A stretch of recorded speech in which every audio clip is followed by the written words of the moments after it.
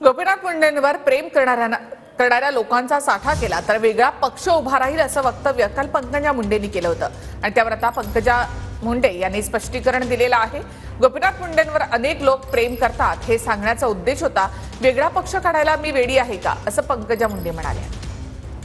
मुंडे साहेबांवर प्रेम करणाऱ्या लोकांचा जर आपण एक साठा केला तर एक वेगळा पक्षच उभा राहील, इतकी मोठी ताकद मुंडे साहेबांच्या प्रेम करणाऱ्या लोकांमध्ये आणि एवढी मोठी संख्या आहे। लोक गुन्ह्याचा वारसा स्वीकारतात, मुंडे साहेबांच्या गुन्ह्यांवर प्रेम करतात आणि म्हणून जसं त्यांच्यावर प्रेम करणाऱ्याचा पक्ष उभाच आहे। मुंडे साहेबांनी भारतीय जनता पार्टी पक्षच्या जन्मापासून काम केलं आणि तो उभा केलेला आहे। पण एवढे लोक प्रेम करतात म्हणे की एक त्यांच्यावर प्रेम करणारे लोक जर मोजले तर एक पक्ष तयार होईल। त्याला मी उत्तर देताना म्हणलं हो, साहेबांवर एवढे लोक प्रेम करतात, त्यांनी मोजले तर एक पक्ष तयार होईल, झालाच आहे ना भाजप, अशा अर्थाने मी बोलले। ज्या पक्षात जीवनाचा प्रत्येक क्षण घातला, ज्या कमळामध्ये शेवटचा विसावा घेतला, त्या माझ्या बापाविषयी मी असो लगेच एका चॅनलने लावला, पंकजा ताई म्हणल्या एक पक्ष स्थापन करणार। आता मी काय वेडी आहे? त्या चॅनलला पण काही कळत नाही। अरे कसं स्थापन करीन? दिल्लीत मोदी आहे, तिथे देवेंद्रजीत, वर सत्ता आहे, खाली सत्ता आहे, मी मंत्री आहे, तर मी कशामुळे हे करेन? गोपीनाथ मुंडे साहेबाला महाराष्ट्रातला समाज नाही, बहुजन सर्व समाजाचे लोक मानतात, कारण त्यांनी ज्या पद्धतीने कामकाज केलं, सर्वांना आपलंसं केलं।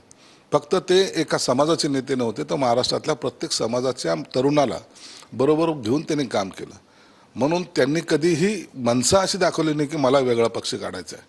त्यांनी सगळ्यांच्या बरोबर राहून समाजकार्य केलं आणि म्हणून आजही गोपीनाथ मुंडे सारख्या नेत्यांना आज प्रत्येक जण हा सलाम करतो, यासाठी की त्यांचं काम चांगलं होतं, त्यांनी सगळ्याला बरोबर घेऊन गेलं, एवढं मात्र निश्चित आहे। पण एक दिवशीचे आहेत गोपीनाथराव मुंडे माझ्याकडे आले आणि त्यांनी सांगितलं, मला ते म्हणाले मला की भुजबळ साहेब आपण एक वेगळा पक्ष काढूया। मला स्वतः ते म्हणून कसं काय मुंडे, तुम्ही, मी, गणपतराव देशमुख धनगर समाजाचे आणि रामदास आठवले आणखीन आपल्याबरोबर येतील आणि असं एक आपण एक पक्ष काढूया आणि मला असं वाटतं की महाराष्ट्रामध्ये तो अतिशय चांगल्या रीतीने पुढे जाईल।